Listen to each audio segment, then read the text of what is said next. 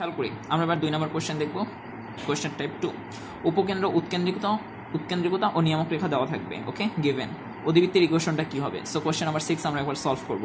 আমরা জানি যে কোনো কণিকের ক্ষেত্রে যদি হচ্ছে উপকেন্দ্র উৎকেন্দ্রিকতা নিয়ামক রেখা দেওয়া থাকে, আমরা আর কোনো চিন্তাই করব না, আমরা সলভ করব কোন formula, SP equal to EPM.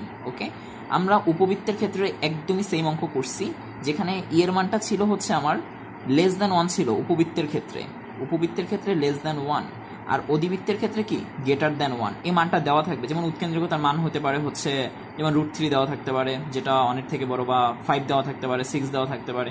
Okay, so অধিবৃত্তের ক্ষেত্রে জাস্ট এই একটা চেঞ্জ, আর কোনো চেঞ্জ নাই। এসপি তো জানি হচ্ছে এই যে √x - x1 স্কোয়ার, মানে এস এর স্থানাঙ্ক যেটা, আর পি তো চলরাশি। জিনিসটা এরকম ছিল না অ্যাকচুয়ালি, এখানে হচ্ছে আমার পি ছিল x1 y1 বা xy ধরছিলাম এটাকে, আর এই যে এটা হচ্ছে আমার এস এর স্থানাঙ্ক যেটা ছিল x, y, মানে x1 y1 ধরে নিলাম। ওকে, মানে এটা যেটা ধরবো সেটাকে আমি লিখবো।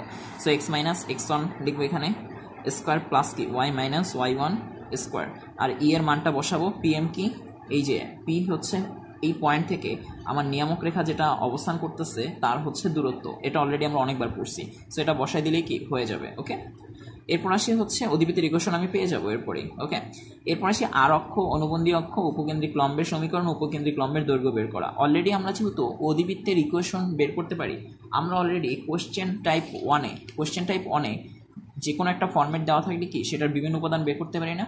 আমরা যখন এইটা সলভ করব, এরকম একটা টার্ম আসবে, এরকম রাশি বা এরকম কিছু একটা ফর্মেটে আসবে, 5টা টাইপের যে কোনো একটা টাইপে আসবে, বা এমনও হতে পারে এখানে হচ্ছে জাস্ট ফার্স্টে ওয়াই থাকতে পারে, এটা আহামরি কোনো চেঞ্জ না। ওকে, অলরেডি আমরা বলছি ওয়াই থাকলে আগে কি হবে, জাস্ট আর অক্ষের অ্যাক্সিসটা চেঞ্জ হয়ে যাবে। এক্স অক্ষ বরাবর থাকলে এক্স অক্ষ বরাবর থাকবে ফার্স্টে, ওয়াই থাকলে ওয়াই বরাবর আর অক্ষ থাকবে। যাই হোক, সো এই ক্ষেত্রে কি হবে, এই ক্ষেত্রে হবে এসপি ইকুয়াল টু ইপিএম, বুঝলাম। এটা দিয়ে একটা ফর্মেট আসবে, আমার অধিবৃত্তের একটা ইকুয়েশন আসবে।